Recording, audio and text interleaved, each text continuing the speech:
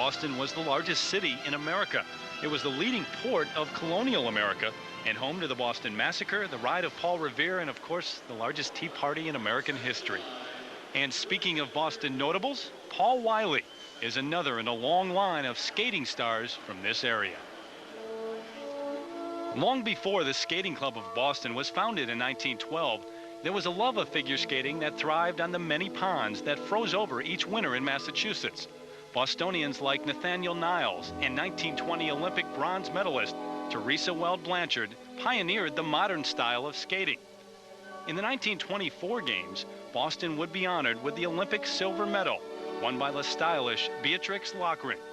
But it was a young Radcliffe student who would dominate American figure skating for nearly half a century, Maribel Vinson Owen.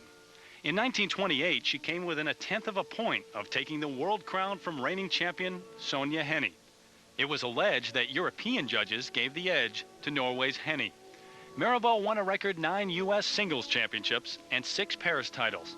She was also the first woman sports reporter for the New York Times, covering the 1936 Olympics, where she again competed with longtime rival Sonja Henie. After World War II, the spotlight swung back to Boston with the arrival of a young man who came to study at Harvard. Dick Button, a native of New Jersey, was embraced by the Boston figure skating community as a favorite son. In 1948, he became the first American skater in history to win a world and Olympic title. He repeated his gold medal victory in the 1952 Winter Games. Button inspired other skaters who shared the ice with him in Boston.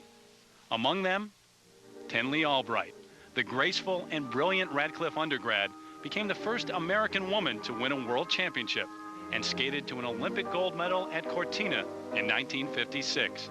Tenley went on to a successful career as a surgeon.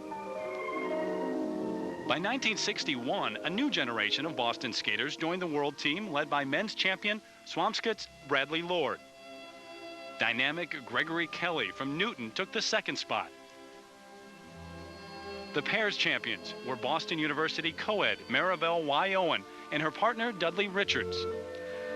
The ladies' competition went to a sparkling young Winchester, Massachusetts high school student, Laurence Owen, the younger daughter of the renowned former champion. Maribel Vinson Owen joined her daughters, Maribel and Laurence, as a world team coach.